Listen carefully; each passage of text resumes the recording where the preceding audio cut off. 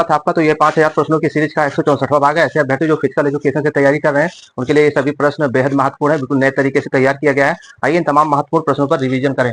IOC के नौवें अध्यक्ष कौन थे? सही जवाब थॉमस बाख।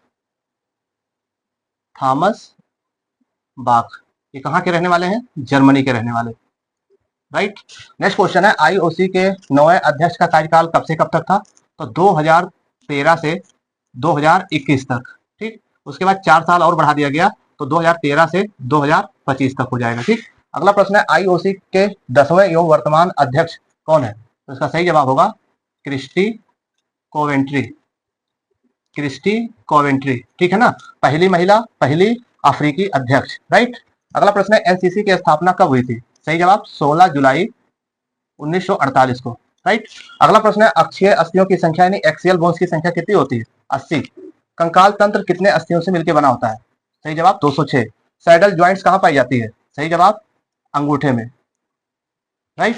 नेक्स्ट क्वेश्चन है, हृदय से आने वाले रक्त का कितना प्रतिशत यकृत को प्राप्त होता है? सही जवाब 28%। ठीक। नेक्स्ट क्वेश्चन है, द वोल्डेमॉर बुलेट और फ्लाइंग फिश के नाम से कौन प्रसिद्ध है? तो इसका सही जवाब होगा माइकल फेल्प्स, अमेरिकी महान तैराक। राइट। अगला प्रश्न है कि पेले यानी कि ये ब्राजील के खिलाड़ी हैं जिन्हें ब्लैक पर्ल के नाम से जाना जाता है, इन्होंने पहली बार कब फुटबॉल खेला था? तो सही जवाब होगा 1957 में। ठीक है ना, ये 16 वर्ष के थे। राइट। इसके अलावा 3 विश्व कप विजेता रहे, 1958, 1962, 1970 में। अगला प्रश्न है, एडिसन आरंटोस डो नासमेंटो एक किसका पूरा नाम है? तो इसका सही जवाब होगा पेले का पूरा नाम। राइट। अगला प्रश्न है कि विटामिन की खोज किसने किया था? तो सही जवाब फंक ने किया था। अगला प्रश्न, प्रोटीन शब्द का सर्वप्रथम प्रयोग किसने किया था? सही जवाब जेम्स बर्जेलियस। किसने किया था? जेम्स बर्जेलियस ने। राइट। अगला प्रश्न है, वसा में घुलनशील विटामिन कौन सा है? तो विटामिन के, ई, डी, ए। राइट। अगला प्रश्न है, जल में घुलनशील विटामिन कौन सा है? तो सही जवाब होगा बी और सी।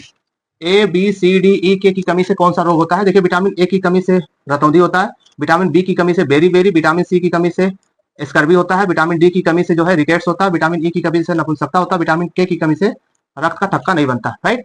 अगला प्रश्न है, ए, बी, सी, डी, ई, के का केमिकल नेम यानी रासायनिक नाम क्या है? तो विटामिन ए का रासायनिक नाम है रेटिनॉल, विटामिन बी का रासायनिक नाम है थायमीन, विटामिन सी का रासायनिक नाम है एस्कॉर्बिक एसिड, और विटामिन डी का रासायनिक नाम है कैल्सीफेरॉल, और विटामिन ई का रासायनिक नाम है टोकोफेरॉल, और विटामिन के का रासायनिक नाम है फिलोबिक्यूनोज। राइट। अगला प्रश्न है, विश्व स्वास्थ्य संगठन की स्थापना कब हुई थी? सही जवाब 7 अप्रैल 1948।